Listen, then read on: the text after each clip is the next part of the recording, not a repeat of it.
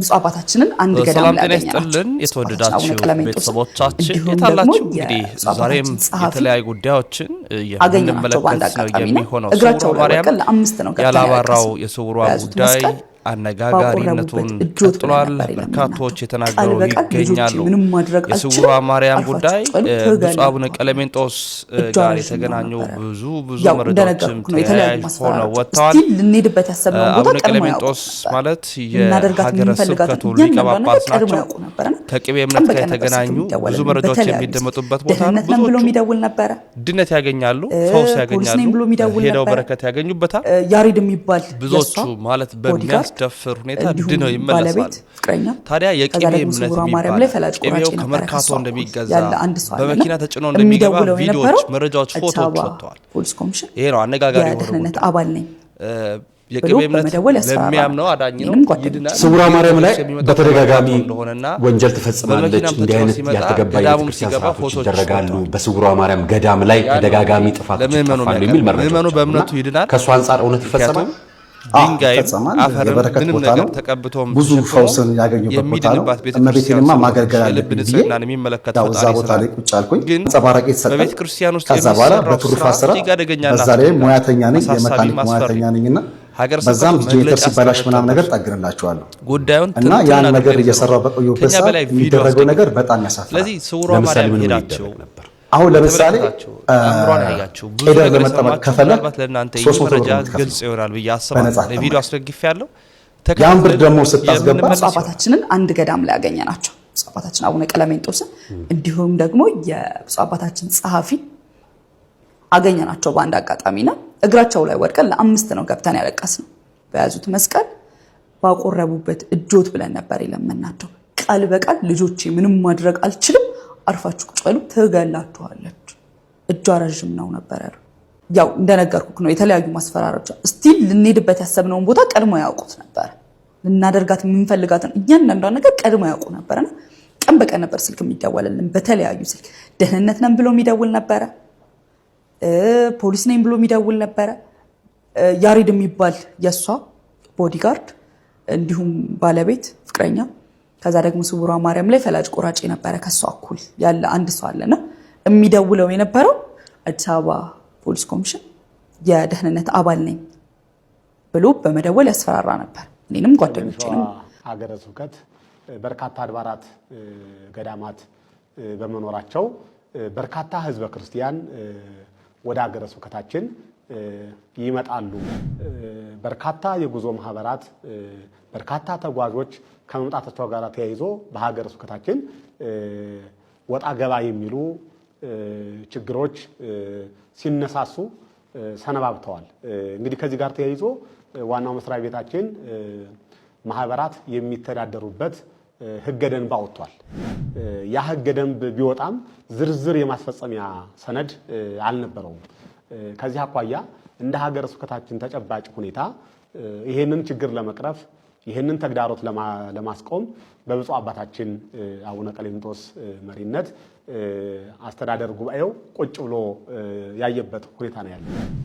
አስተዳደር ጉባኤውም የዋናው መስሪያ ቤት ደንብ እንዳለ ሆኖ እንደ ሀገረ ስብከት ተጨባጭ ሁኔታ የማስፈጸሚያ ሰነድ ያስፈልጋል የሚል ውሳኔ ተሰጥቶ ይሄንን የማስፈጸሚያ ሰነድ እንደ ሀገረ ስብከታችን እንደ ወቅቱ እንደ ችግራችን ለችግራችን መፍትሄ ይሆናል በሚል ሁኔታ የተዘጋጀበት መንገድ ነው ያለው ማለት ነው። ችግሩ በስፋት የታየው በተለይም በ2017 የካቲት 30 ቀን በላይ መልኪ እግዚአብሔር አብ ስውሯ በምትባለው ማለት ነው በዚያ በርካታ መኪና እንደመጣ አይተናል። ከዚያ በኋላ በዚያው ተያይዞ ሚዲያ ላይ ጩኸት ተነሳ። ብዙ ጥያቄ የሚያስነሱ ነገሮች በሚዲያ ላይ መጫወት ጀመሩ። ያንን እንደመነሻ እንደ ግብአት ወስደን ምንድነው ያለው ነገር መሬት ላይ ያለው ነገር ምንድነው ሚዲያ ላይ ያለው መሬት አለ የሚል ጥናት ሀገረ ስብከቱ በልዑክ ደረጃ ልኮ ለማጣራት ተሞከረ። ከዚያ በኋላ አይ ለእንዲህ ያሉ ተግዳሮቶች ለእንዲህ ያሉ ችግር መፍቻዎች ሰነድ ያስፈልጋል። የማስፈጸሚያ ሰነድ ያስፈልጋል በሚል አመኔታ የተዘጋጀበት ሁኔታ ነው ያለው ማለት ነው። የማስፈጸሚያ ሰነዱ የሀገራችንን ሕግ ያገናዘበ፣ ቃለ ዓዋዲያችንን ያገናዘበ፣ ሕገ ቤተ ክርስቲያንን ያገናዘበ፣ የማህበራት መተዳደሪያ ደንብን ያገናዘበ ስራ እንዲሰራ የሕግ ባለሙያዎች እንዲሰባሰቡ ነው የተደረገው። ልምድ ያላቸው በሕግ ዙሪያ በቂ ሰፊ እውቀት ያላቸው ምሁራን በማፈላለግና በማሰባሰብ ጊዜ ወስደው ስራዬ ብለው እንዲሰሩት በማድረግ ሁሉን ነገር ያካተተ ነው ብለን ነው የምናምነው። ሁሉን ነገር ያካተተ እንደ ሀገረ ስብከታችን ለሀገረ ስብከታችን መፍትሄ ሊሆን የሚችል ሰነድ በጥራት በብስለት የተዘጋጀበት ሁኔታ ነው ያለው። የስውሯ ማርያም እምነት ቅቤ ነው፣ በጾም ሰዓት መጠቀም እንችላለን ወይ የሚል ጥያቄ ደርሶኛል። ውድ የልዑል እግዚአብሔር ልጆች በዚህ ዙሪያ መልስ ይዤ መጥቻለሁ። አስቀድማችሁ ሸር ኮፒ ሊንክ አድርጎ 10 ጊዜ ኮፒ ሊንክ በማድረግ ላልሰማ አሰሙልኝ፣ ላልደረሰውም ደግሞ አዳርሱልኝ ማለት ነው። የእግዚአብሔር ቸርነት ከሁላችን ጋር ይሁን። ቀጥታ ወደ መልሱ እንግዲህ የስውሯ ማርያም እምነት ቅቤ ነው፣ በጾም ሰዓት መጠቀም እንችላለን ወይ የሚል ጥያቄ ነው የደረሰኝ። ጠያቂዎችን አከብራለሁ፣ እግዚአብሔር ያክብርልኝ። በጾም ሰዓት ቅቤ መቀባት ክልክል ነው በቤተ ክርስቲያኒቷ ስርዓት ፍትሐ ነገሥት አንቀጽ 15 በጾም ሰዓት ቅቤ መቀባት ክልክል ነው ሲጀመር። ከዛ በመቀጠል ደግሞ የቅቤና የማር እምነት የለም። ጌታችን ኢየሱስ ክርስቶስ እንኳን የተጠመቀው በውሃ ነው። ለምን ከተባለም ውሃ ለሁሉም ሰው ርኩብ ስለሆነ ለሁሉም ስለሚገኝ ሁሉም ሰው ድሃውም ሀብታሙም ስለሚያገኘው በውሃ ነው የተጠመቀው ማለት ነው። የዘንድሮቹ ጮሌና ጩልሌ አጥማቂዎችና የአብያተ ክርስቲያናት አስተዳዳሪዎች በገንዘብ የሰከሩ ጩልሌዎች የማያመጡብን ጣጣ የለም። ይሄ በገንዘብ መስከር ነው። በአካባቢ ያሉ ሰዎች ማር ያለበት አካባቢ ሲሆን ቀዳማያት የሚባል አለ። አስቀድሞ ከሚቆረጠው ማር አንዳንድ ቅል ይዘው ይመጣሉ። ይሄ ጊዮርጊስ ማር፣ ይሄ አርሴማ ማር፣ ይሄ ማርያም ማር እያሉ ህዝቡን ሲያደናግሩና ሲያጭበረብሩ ይውላሉ ማለት ነው። ከዛ በመቀጠል ደግሞ ሌላው አስቸጋሪው ነገር ደግሞ በአካባቢው ደግሞ አሁንም ደግሞ ሳር ያለበትና ላም ያለበት አካባቢ ከሆነ ህዝቡ ማሩን ይዞ ይመጣል። ያንን እምነት ነው ብለው ይቸበችባሉ ማለት ነው። የማር እምነት የወተት እምነት የሚባል ነገር የለም። እምነት ምንድን ነው ታዲያ ከተባለ ማዕጠንተ ወርቁ ውስጥ የዕጣኑ እራሪ ወደ አመድነት የተቀየረው እሱን ነው ወስደው ከዱሮ አባቶቻችን ጀምረው በትንሽ በትንሽ ለታመሙ ሰዎች እየተሰጠ በውሃ በጥብጠው ሊጠጡት ይችላሉ፣ ፊታቸው ላይ ሊተባበሱት ይችላሉ። እሱ ነው እንጂ እምነት የሚባለው። አንዳንድ ቦታ ላይ የበሶ ጭብጦ እምነት ነው ብለው የሚሰጡ ሰዎች አሉ። እንዴ ኧረ እናንተ በገንዘብ የሰከራችሁ ሰዎች ጥግ ያዙ። ለምን ስርዓት አትይዙ? ቤተ ክርስቲያኒቷን ግራ አታጋቧ ተባካችሁ ባካችሁ። አንዳንድ ቦታ ላይ ደግሞ የሆነ የዛፍ ሽበት እሱ እምነት ነው ብለው የሚሰጡ ሰዎች አሉ። ምንድን ነው ጉዳዩ? እስኪ ወደ ቀልባችን እንመለስ፣ ወደ ልባችን እንመለስ እንጂ ቤተ ክርስቲያኒቷን ተባብሮ ማፍረስ ወይስ ተባብሮ ማነጽ? ምንድን ነው የተያዘው? ስለዚህ የቅቤ እምነት የለም ነው የመጀመሪያው ነገር። የቅቤ እምነት የለም ነው። ይሄ አሁን ሰዎች የሚሉኝ ነገር ስውሯ ማርያም የምትባል ቦታ ነው የቅቤ እምነት ያለው። የስውሯ ማርያም ጎንደር ትሁን፣ ሸዋ ትሁን፣ ወሎ ትሁን፣ ጎጃም፣ ትግራይ ትሁን፣ ኦሮሚያ ወይም ደግሞ ጉራጌ ክልል ትሁን እኔ የማውቀው ነገር የለኝም። የት እንደሆነች ራሱ እስካሁን መረጃውም የለኝም። ነገር ግን ድርጊቱ እጅግ በጣም አስቀያሚ ድርጊት ነው። አንዳንዶቹ አጥማቂዎች ሎሚ እምነት ነው ብለው 50 ብር ሎሚ ይሸጣሉ። ሌሎቹ አጥማቂዎች ደግሞ ቅባ ቅዱስ እምነት ነው ብለው ደግሞ ቅባ ቅዱስ ይቸበችባሉ። ሌሎቹ አጥማቂዎች ደግሞ መቁጠሪያ አጋንንት ያስወጣል ብለው መቁጠሪያ ይቸበችባሉ። ቤተክርስቲያኒቷን እንደው ስርዓት የሚያስይዝ ሰው የለም? ቅዱስ ሲኖዶስ ምን ነው ስርዓት አስይዙልን እንጂ ስርዓት የያዙ እንጂ እንዴት ነው ስርዓት አስይዙልን? አባቶቻችን በየቦታው ያሉ አውደልዳዮችን ዝም ብላችሁ ታያላችሁ። እውነት ነው የእናንተን ስም ሲያጣፉ ሲሳደቡ ነው የሚሉት። እውነት ነው አባቶቻችን፣ ግን ዝም ብላችሁ እስከዚህ ድረስ ማየት የለባችሁም። እያንዳንዱ እየተነሳ በቤተ ክርስቲያኒቷ ላይ የራሱን ሕግ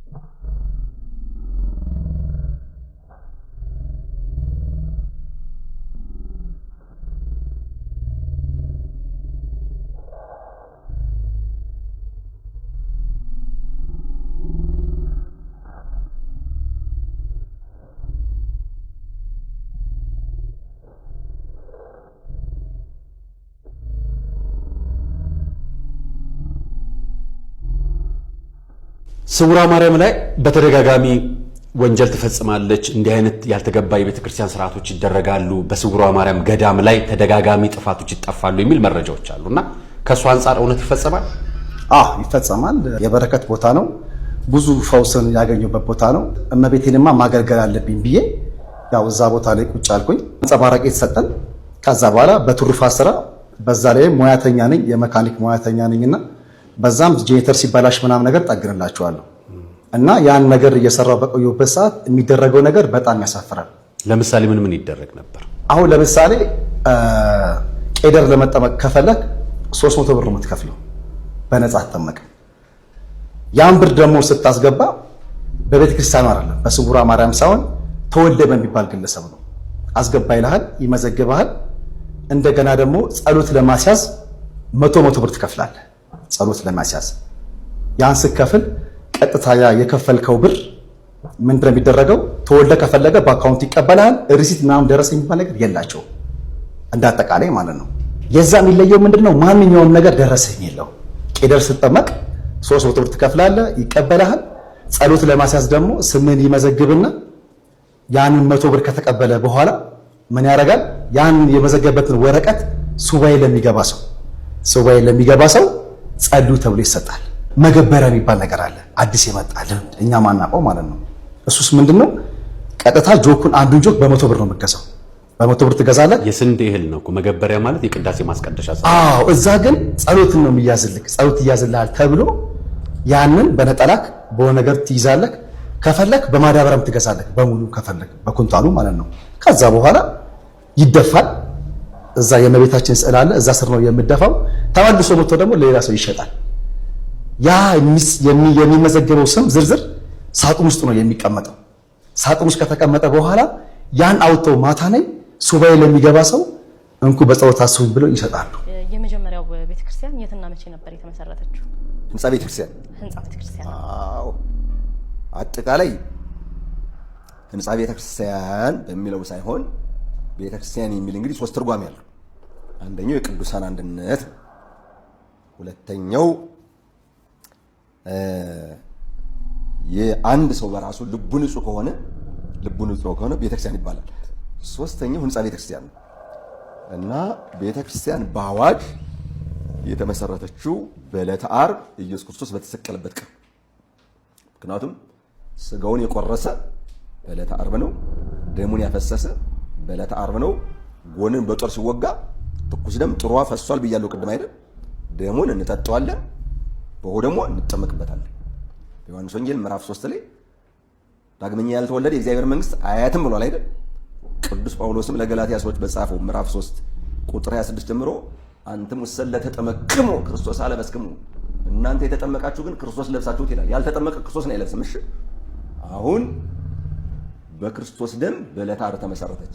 ህንጻ ቤተክርስቲያን ግን መስራት የተጀመረው ለመጀመሪያ ጊዜ ፊልጵስዩስ በምትባል ቦታ በአውሮፓ ውስጥ የምትገኝ ወንጌልም ለመቀበል የመጀመሪያዋ ናት ይላሉ አንዳንዶቹ። ይህ ታሪክ በዓመተ ምሕረት ስንቆጥረው እመቤታችን ባረገች በ4 ዓመት ስለሆነ እመቤታችን ያረገች በ49 ነው። ይህ ማለት በ53 ዓመተ ምሕረት ሰኔ 20 ቀን በ3 ድንጋዮች ቤተክርስቲያንን ራሱ ሰራት። አንዷ ድንጋይ ለሙሉ ቤተ መቅደስ፣ ሁለተኛዋ ድንጋይ ለሙሉ ቅድስት፣ ሶስተኛዋ ድንጋይ ለሙሉ ማህሌት። 3 ክፍል አይደል ቤተክርስቲያን? የጥንቱ አሰራር እንደዚህ ነው። ለዚህ ነው አባ ጽጌ ድንግል ይህን ታሪክ ስለሚያውቅ በሰላስ አይባን ገጸ ሥላሴሁ ለአምሮ ሐኒጸ ቤትኪ ድንግል ድኅረ ፈጸመ ሳጡር ያለው ሶስትነቱን ለማስረዳት ገጸ ሥላሴው የሶስትነቱን አካል ገጽ ለማስረዳት በ3 ድንጋዮች ያንቺን ቤት ሰርቶ ከጨረሰ በኋላ አመ ወረደ ለበዓል ምስሌኪ በአማሂብሮ ከአንቺ ጋራ ለበዓል በአንድነት በወረደ ጊዜ እንዘ ይብላ ቃለ ለዘምሮ ደናግል ለጽየኪ ልዑል ቀደሰ ማይደሮ ልዑል ቤቱን ቀደሰ አከበረ እያሉ ደናግል ለጽየኪ ማለት ለልጇ ለኢየሱስ ክርስቶስ ጽዬ ይባላል፣ እሷም ጽጌ ትባላለች። ለልጇ የባሕሪ ምስጋና ከበሮ እየመጡ አቅርበዋል፣ ለእሷ ደግሞ የጸጋ ምስጋና አቅርበዋል። እንደዚህ ብሎ አባ ጽጌ ድንግል የቤተክርስቲያንን አሰራር ገልጾታል። ዓመተ ምሕረቱ ግን ቅድም እንዳልኩሽ ነው። የዓመተ ምሕረት ልዩነት ቢኖር ሁሉም የሚስማማው ግን የመጀመሪያው ቤተክርስቲያን በፊልጵስዩስ እንደተሰራች በማን ስም? በእመቤታችን ስም። በኢትዮጵያም ካሉት አብያተ ክርስቲያናት በቁጥር አንደኛ የእመቤታችን ነው። ታውቂያለሽ? ለምን ካልሽ ከዓለም ሀገሮች ህዝቧን አስራት መሬቷን ርስት አድርጎ ለድንግል ማርያም የሰጣት ኢትዮጵያን ነው። የኢትዮጵያ ህዝብ ለድንግል ማርያም በአስራትነት የተሰጠ ነው። መሬቷም የድንግል ማርያም ርስት ናት። ለዚህም አውቀው ልንገርሽ፣ ትውልድ ቦታዬ ከዚህ ነው አልልሽም። ግን በጣም የገረመኝ በአንድ አካባቢ በአንድ ወረዳ ነው የምጠራልሽ። እናቲቱ ማርያም፣ ልጅቱ ማርያም፣ ወይብላ ማርያም፣ ደብረሲና ማርያም፣ ማገራ ማርያም፣ ደፈይ ማርያም፣ ሰአርና ማርያም፣ ወዋ ማርያም፣ ቆለይ ማርያም፣ አየር ማርያም፣ ማህደረ ማርያም፣ አምባ ማርያም፣ አየር ማርያም፣ አስኩማ ጽዮን ማርያም፣ ስምና ማርያም፣ ሰይፋጥራ ማርያም፣ ቃናት ማርያም፣ አድበራ ማርያም፣ ሀጣ ማርያም፣ ድድብ ጽዮን ማርያም።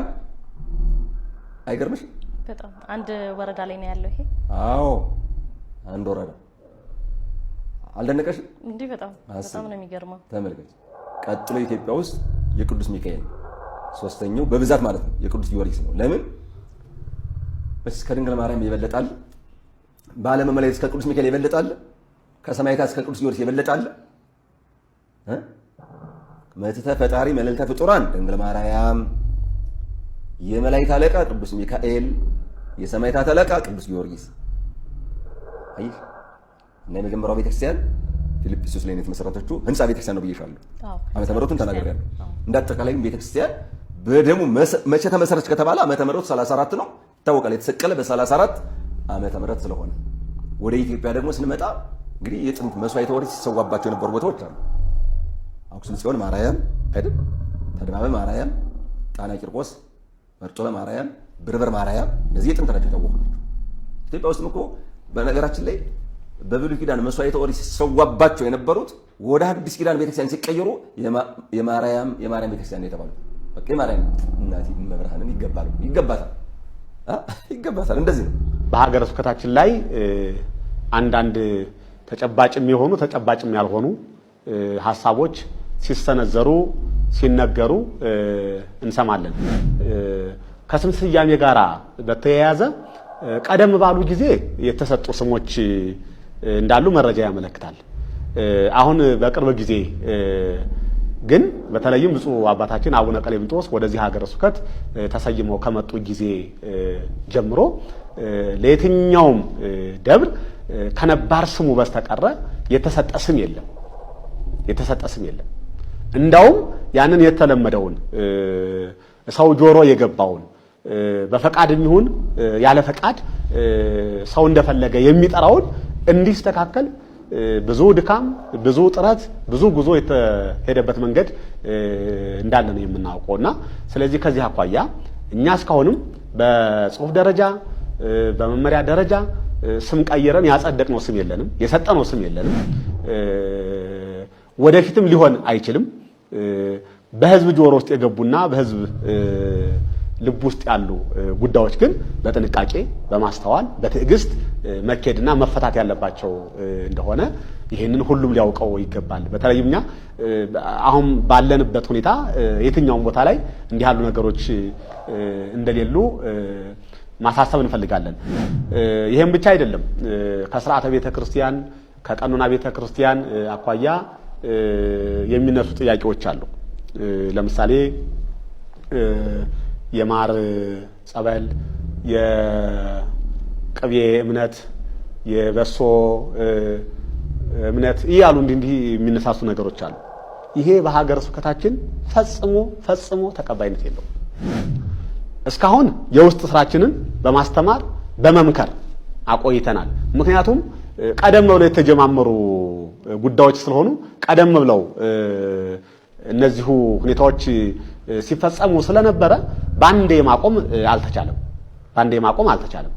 አሁን ባለንበት ሁኔታ ግን በሰርኩላር ደብዳቤም እንዲህ ያለ መልእክት ለሚያስተላልፉ አገልጋዮች፣ አስተዳዳሪዎች ጥብቅ መመሪያ የተሰጠበት ሁኔታ ነው ያለው።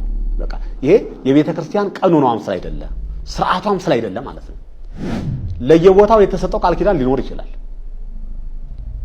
ለምሳሌ የአርባሃራ መድኃኔዓለምን ቅቤ ከቦታው ላይ ወስደው ራሳቸውን ሲቀቡ የራስ ምታት ያለባቸው ወገኖቻችን ይፈወሳሉ፣ ይድናሉ፣ የምስክርነት ይሰጣሉ። ይሄ የቦታው ቃል ኪዳን ነው ብለን ነው የምንወስደው። አሁንም በአንዳንድ አድባራት እንደዚህ ያለ ቃል ኪዳን ሊኖር ይችላል። ግን የማር ጸበል፣ የቅቤ እምነት፣ የበሶ እምነት፣ የሆነ ነገር እምነት አይባልም። በቤተ ክርስቲያናችን የለም።